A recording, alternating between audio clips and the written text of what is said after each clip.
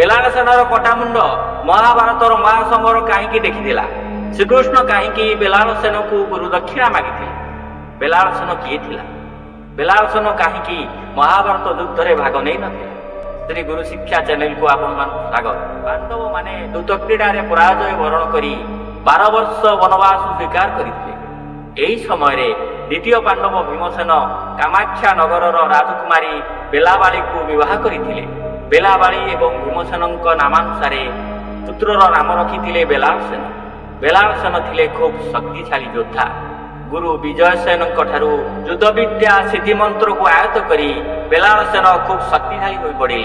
पांडव माने 12 वर्ष वनवास 1 वर्ष अज्ञातवास शेष करी हस्तिना फेरिले। तदुपति श्रीकृष्ण पांडव मानक पक्षरु धर्मदूत साजी हस्तिना दरबार रे पहुंचिले। पांडव मानक पई 5 खंड पोड़ा मागिले। अहंकारी दुर्योधन बिना युद्धे देविनी मुचक्रे मेदिनी कहिबारु महाभारत युद्धर सूत्रपात होइतिला। महाभारत युद्धर संवाद सुनी बेलाळसेन युद्धरे भाग नेबा पई हस्तिनापुर रे पहुंचिला। बेलाळसेन को देखी पांडव शिविर रे आनंदर लहरी खेली जाइतिला। यदुपति श्रीकृष्ण बेलाळसेन को पचारिले तुमे का सपक्ष रे युद्ध करिवो? बेलाळसेन उत्तर रे कहिला प्रभु मोर गुरु कहिसंती जेउ पक्ष दुर्बल पड़िबो मु तांकर सपक्ष रे युद्ध करिबी। बेलाळसेनर एही कथारे पांडव माने व्यस्त विव्रत होइगले। श्रीकृष्ण कहिले वत्स तुम गुरुंकर ए निष्पत्ति तुम पई भयंकर परिस्थिति सृष्टि करिवो। मने कर तुमे पांडव पक्ष रे युद्ध करिवो। कौरव सेना दुर्बल पड़ी जिवे। पुनश्च कौरव पक्ष रे युद्ध करिवा पई कौरव पक्ष को चली जिवो। पुनश्च पांडव सेना दुर्बल पड़िबे। पुनश्च पांडव पक्ष को आसीबो। एपरि परिस्थिति रे युद्ध शेष रे तुमे ही एका बंची थिबो। बेलाळसेन ए परिस्थिति कथा हृदयंगम करी यदुपति श्रीकृष्ण को कहिले आपण मते उचित मार्गदर्शन करिथिबारु मु आपनकु गुरु रूपे ग्रहण करूछि। ए परिस्थिति उद्धार करिबा पई मते पथ निर्देश करंतु।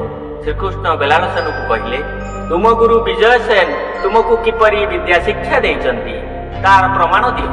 बेलाळसेन धनुर्विद्यार प्रमाण देबा पई एक वृक्षर प्रत्येक पत्र को सर मारिबार शर्त रहिला। श्रीकृष्ण से वृक्ष को एक पत्र आनी पाद तले माड़ी बसिले। बेलाळसेनर धनुरु सर बाहरी गछर प्रत्येक पत्र को छुई सारिबा परे श्रीकृष्णक पाद तले थिबा पत्रटी को श्रीकृष्णकर पाद को फुटाई छुई फेरी आसीथिला। एही दृश्य देखि समस्ते आश्चर्य चकित होइथिले। श्रीकृष्ण बेलाळसेन को कहिले मु तुम धनुर्विद्या रे संतुष्ट। तुमे मते गुरु रूपे स्वीकार करुछ तेणु मु तुमको गुरु दक्षिणा मागुछि देई परिबो? बेलाळसेन संतुष्ट चित्तरे कहिले गुरुदेव जहा गुरु दक्षिणा मागिबे मु देबा पई प्रस्तुत। श्रीकृष्ण कहिले मोर गुरु दक्षिणा स्वरूप तुमर मस्तक दरकार। बेलाळसेन कहिले गुरुदेव मु आपनकु मस्तक दान करिबी। मोर महाभारत युद्ध देखिबार आशा को आपण पूर्ण करतु। यदुपति श्रीकृष्ण तथास्तु कही बेलाळसेनर मस्तक बंची रही महाभारत युद्ध देखिबार वरदान देइथिले। बेलाळसेनर गोटामुंड महाभारत युद्ध देखिथिला। महाभारत युद्ध रे भीम अर्जुन नकुल सहदेव धर्मराज युधिष्ठिर मध्य महाभारत महासमर रे युद्ध करिथिले। बेलाळसेनर गोटामुंड युद्ध शेष रे घोषणा करिथिला श्रीकृष्णकर सुदर्शन चक्र महाभारतर महासमर रे समस्त योद्धा को मुंड काटी निधन करिथिला। स्वयं नारायण रूपी श्रीकृष्ण अस्त्र न धरी मध्य अंगुली निर्देश रे महाभारत युद्ध परिचालना करी धर्मर संस्थापन करिथिले। बेलाळसेनर मां बेलाबाली पुत्रर ए अवस्था कथा सुनी कुरुक्षेत्र रे उपस्थित होइथिले।